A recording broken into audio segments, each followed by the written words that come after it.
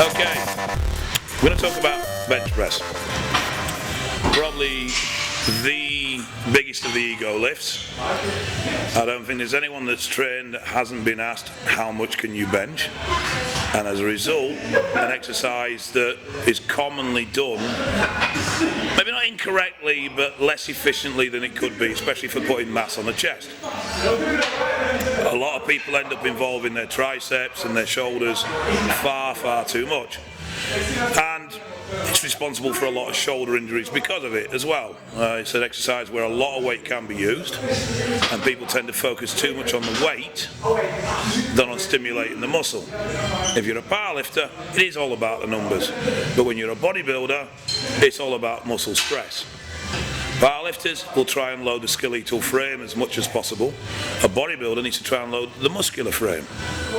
So we're going to go through the exercise, body position, movement, technique.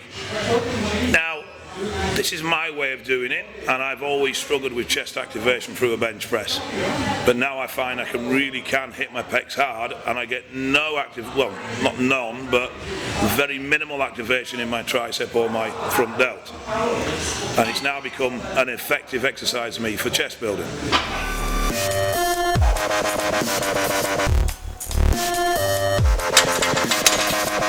Okay, so to perform the bench press, you need to lay on the bench, plant your feet solidly, plant your backside. What I tend to do actually is I lift my backside up off the bench and then lower it so it's just nicely touching. And you want your shoulders and your head driven back into the bench. You want to grip that when your humerus, your upper arm bone, is parallel to the ground. It is a 90-degree bend between your forearm and your upper arm. You take the bar out and you slowly lower it to basically around your nipple.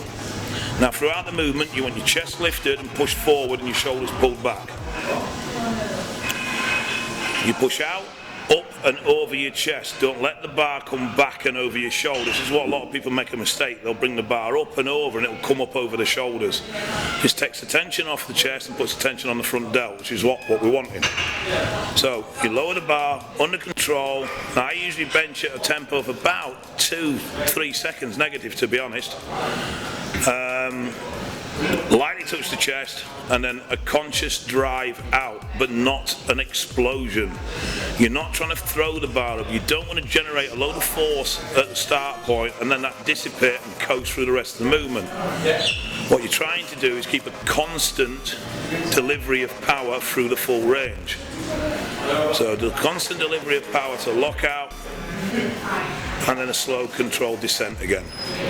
If you do drive hard out the hole, you will get a maximum amount of muscle loading at that point, but then it will dissipate very rapidly. But if you pull the bar out using your pecs, and remember, there isn't a muscle in your body that pushes, everything pulls. So your pec pulls your humerus, your upper arm, up and across the chest.